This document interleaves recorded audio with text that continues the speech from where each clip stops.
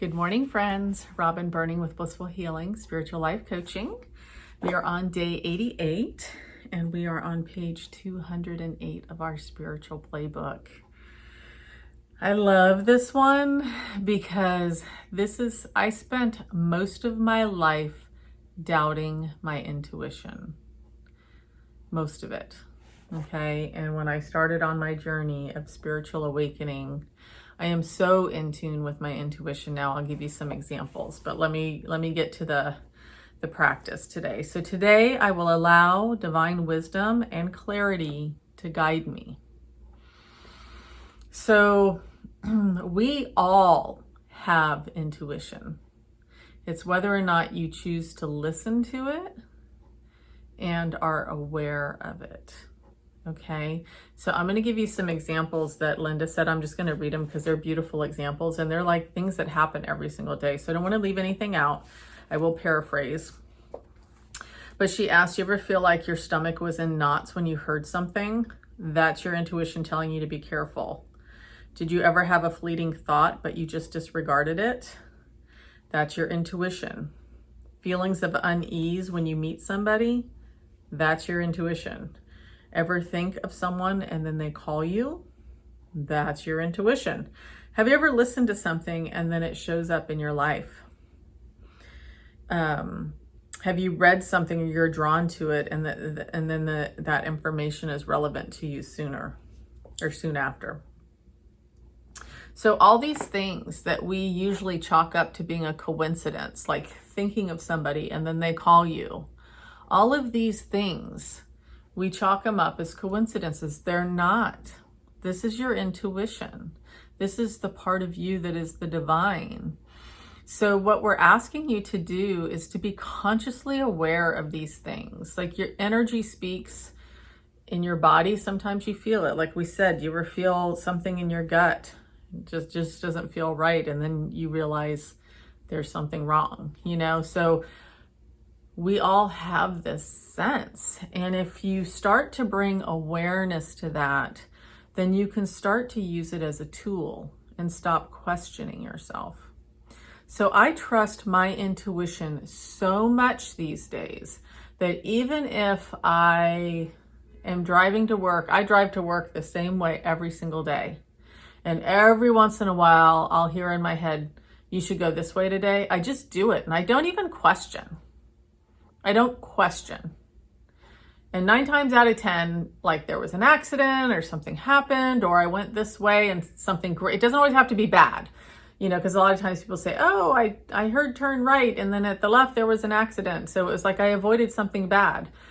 Sometimes it's something good, like I'll be driving to work and then I'll hear, run that errand right now. You have time. And then I'll go run an errand and then I'll end up finding something that I had been looking for forever that just happened to show up for me, So good things can come out of these small little voices too. It's not all icky stuff, okay?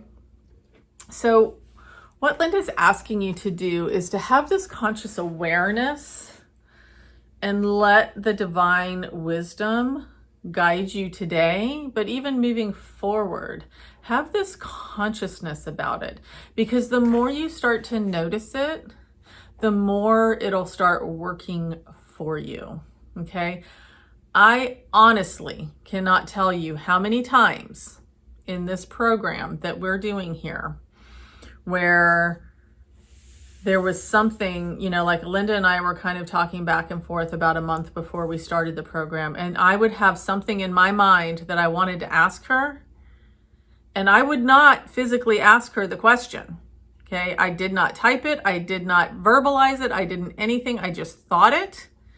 And the next day she'd send me an email and go, oh, by the way, and she would answer my questions. Okay. There was this one time when one of the, days that I was doing when I was recording it, I had a little inkling of a question, but I went ahead and recorded anyway, but I wasn't sure if I wanted to use that recording or not. I ended up getting an email from her. By the way, just wanted to clarify on blah, blah, blah.